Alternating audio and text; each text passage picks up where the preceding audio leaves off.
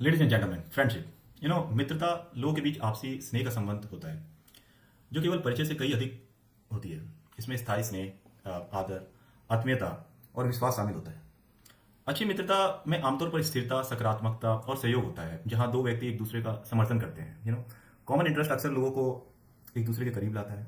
But जब बात एक देश की दूसरे देश के साथ फ्रेंडशिप की हो तो it's always changes according to interest. Today, you can see America is saying we have one of the strongest friendship with India, but it is pressurizing India on every front. So in today's era, India need to be practical. It need not to be swayed away with emotion. We have to be careful of our own common interest, and that's why we are having a new partnership with a country named Philippines. Yesterday, we had a joint conference with the president of Philippines, where we signed 11 strategic partnership agreement. And today we will do an overview of all those partnership and agreement and how we can keep our common interest first.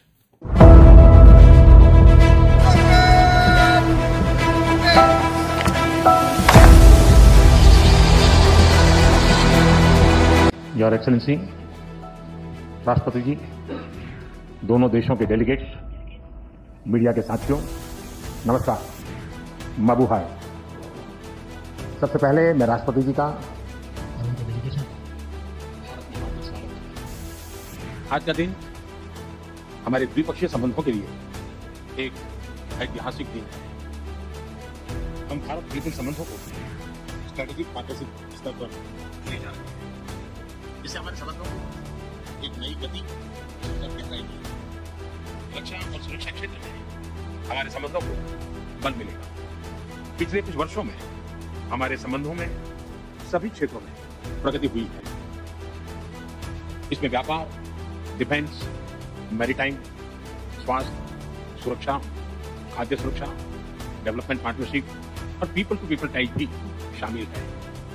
बहुत खुशी की बात है कि आज हम अगले 5 साल के लिए एक प्लान ऑफ एक्शन बना रहे हैं। एक्सेलेंसी, जुलाई 2027 तक फिलीपींस आसियान में भारत का कंट्री कोऑर्डिनेटर है। 2026 में आप आसियान चेयर की जिम्मेदारी भी संभालेंगे।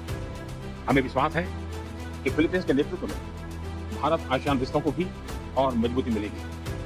एक्सेलेंसी, इससे पहले कि हम प्रेजेंटेशन देखें, हम एक बार मैप में देखते हैं कि फिलीपींस है कहाँ। तो ये रहा हमारा प्यारा भारत और यहाँ पे है Philippines.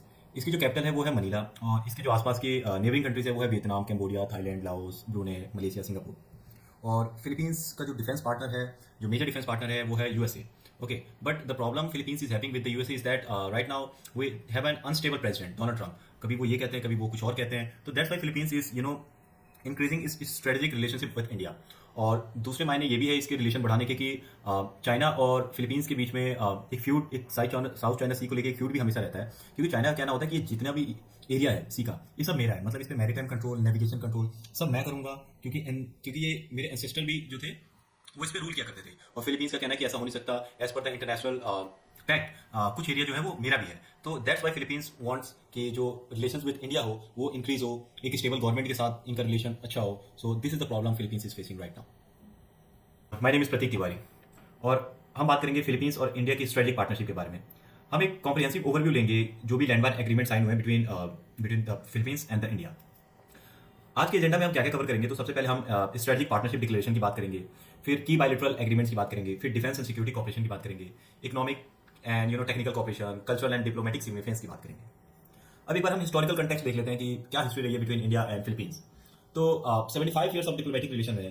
The Philippines and India establish diplomatic relation in 1949। Okay, shortly both after both gained independence.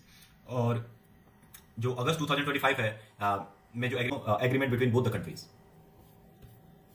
अब हम अगर स्ट्रेटेजिक पार्टनरशिप डिक्लेरेशन की बात करें तो ऑन अगस्त 5, 2025, मतलब यस्टरडे की बात है, president macros of Philippines and prime minister Narendra Modi of India signed A strategic partnership declaration at the Hyderabad house in new Delhi. और इस एग्रीमेंट में अब प्लान ऑफ एक्शन है कि हम आने वाले 4 से 5 सालों में, लाइक 2025 to 2009, हम क्या क्या एक्शन लेंगे। एक डिक्लेरेशन साइन हुआ है बिटवीन, प्लान ऑफ एक्शन की बात हो रही है 2025 to 2009 में, कि हम कैसे कैसे कॉपरेशन करेंगे between both the countries in terms of defence में, ट्रेड में, टेक्नोलॉजी में एंड कल्चरल सेक्टर्स में ओवर द नेक्स्ट 5 years।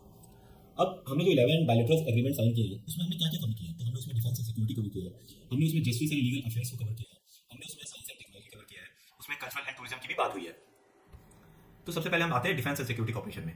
तो डिफेंस एंड सिक्योरिटी कॉर्पोरेशन में देखा जाए तो हर एक कंट्री के जो डिफेंस का मेन पार्ट एंड पार्सल होता है या फिर मेन बॉडी पार्ट होता है वो एयरफोर्स होता है, आर्मी होता है और नेवी होता है। तो air force staff talks focusing on aviation technology exchange and joint exercises. तो ये बात हुई है हमारे बायलैटरल ट्रेड एग्रीमेंट में कि इंडिया और फिलीपींस जो है वो जॉइंट एक्सरसाइज कंडक्ट करेंगे ताकि हमारे एयरफोर्स जो है अप टू डेट रहे with the new technology, with the new method of fighting. So these things have been taken care of. Army जो है कोऑपरेट करेगी on counter terrorism and humanitarian assistance. Navy जो है वो collaborate करेगा ताकि हम मैरीटाइम सिक्योरिटी जो इंडियन ओशियन है या फिर साउथ चाइना सी है उसमें हम मैरीटाइम सिक्योरिटी को बढ़ा सके। फ्रीडम ऑफ नेविगेशन मतलब जो शिप चाहे वो पानी के वो सी में आगे तक बढ़ के नेविगेट कर सके। So these agreement reflects growing alignment on regional security concerns. अगर हम बात करते हैं मैरीटाइम सिक्योरिटी एनहेंसमेंट, मैरीटाइम में मतलब जो भी हमारे सी के अंदर एक्टिविटीज हो रही है उसमें हम कैसे जो है कॉपरेशन कर सकते हैं। तो सबसे पहला है इनहेंस्ड कोस्ट गार्ड कॉपरेशन। तो कोस्ट गार्ड कॉपरेशन में क्या होता है, जैसे हमारा तट होता है, जैसे कि केरला हो गया, तिरुवनंतपुरम, वहाँ पे जो कोस्ट होते हैं तो वहाँ पे भी कोस्ट गार्ड होते हैं जो कि बहुत सारी चीज़ों में कॉपरेट करते हैं। तो हम क्या करेंगे, जॉइंट मैरीटाइम पेट्रोल करेंगे, मतलब फिलीपींस के कोस्ट गार्ड और इंडियन कोस्ट गार्ड वो मिलकर मैरीटाइम पेट्रोल करेंगे, सर्च एंड रेस्क्यू ऑपरेशन करेंगे, information sharing on maritime threats के ऊपर जो है इन्फॉर्मेशन को शेयर करेंगे। कैपेसिटी बिल्डिंग मतलब मैरीटाइम डोमेन अवेयरनेस आपस में एक दूसरे को जागरूक करेंगे, लॉ एनफोर्समेंट एंड सी करवाएंगे, एनवायरमेंटल प्रोटेक्शन के बारे में देखेंगे। स्ट्रेटेजिक इंप्लीकेशन इसके क्या है, तो this cooperation directly addresses challenges in South China security, combating piracy and illegal fishing. तो इलीगल फिशिंग जितनी भी की जाती है, ठीक है, उसको ये कॉम्बैट करेंगे एंड सेफगार्ड करेंगे critical maritime trade routes between south east Asia and Indian ocean. अब अगर हम जस्टिस एंड लीगल कॉपरेशन की बात करें तो म्यूचुअल लीगल असिस्टेंस ट्रीटी हुई है जिसके अंदर जो Indian mutual legal assistance treaty हुई है। This treaty strengthens both nation capability to combat cyber crime, मतलब इंडिया और फिलीपींस जो है साइबर क्राइम पे मिलकर काम करेंगे। टेररिज्म फाइनेंसिंग मतलब किसी भी कंट्री के अंदर टेररिज्म फैलाने के लिए जो फाइनेंस आता है बाहर कंट्री से उसके ऊपर जो है उस पर काम करेंगे। ट्रीटी ऑन हम बात करते हैं treaty on transfer of sentence person. तो एज एन एग्जाम्पल देखते हैं कि जैसे इंडिया है और फिलीपींस है और फिलीपींस के किसी पर्सन ने जो है इंडिया के अंदर ऐसा लॉ ब्रेक किया है जो कि अगेंस्ट है हमारे रूल के और उसे इम्प्रीजमेंट होती है, ठीक है। तो इस एग्रीमेंट के तहत serves remaining sentence in their home country, हम चाहेंगे कि अगर उसे 10 साल की सजा है तो उसमें से 7-8 साल वो यहाँ काटे और 1-2 साल जो है वो काटे। रिसीव्स कल्चरली एप्रोप्रिएट रिहेबिलिटेशन, मतलब हम उसे अच्छे तरीके से रखें, उसका खान पान का ध्यान रखें। मेंटेन फैमिली कनेक्शन ड्यूरिंग इनकार्सनेशन, तो जब उसका जेल टर्म चल रहा हो तो हम उसके फैमिली से हम उसे मिलने दें, कॉन्टैक्ट जो है वो उसे बनाए रखने दें। तो ये एग्रीमेंट में ये सारी चीज़ों को मैंशन किया गया है। अब बात करते हैं साइंस एंड टेक्नोलॉजी पार्टनरशिप की। So the programme of cooperation in science and technology 2025-28 sign by secretariat establishing joint research in priority areas. तो हमने किस किस चीज़ों में एग्रीमेंट किया, तो बायोटेक्नोलॉजी के अंदर कि हम वैक्सीन की डेवलपमेंट करेंगे, ट्रॉपिकल डिजीज के बारे में रिसर्च करेंगे और एग्रीकल्चर इनोवेशन पे भी हम ध्यान देंगे। क्लाइमेट साइंस, बहुत सारे कंट्रीज जो होते हैं वो लैंडलॉक्ड होते हैं, मतलब उनके आसपास कोई सी नहीं होता, लेकिन फिलीपींस जो है वो टोटली घिरा हुआ है पानी से। तो टाइफून आने के वहाँ पे चांसेस बहुत ज़्यादा होते हैं, इसलिए टाइफून प्रेडिक्शन पे हम काम करेंगे, फ्लड मैनेजमेंट पे काम करेंगे, क्लाइमेट एडेप्टेशन स्ट्रेटजीज पे हम काम करेंगे।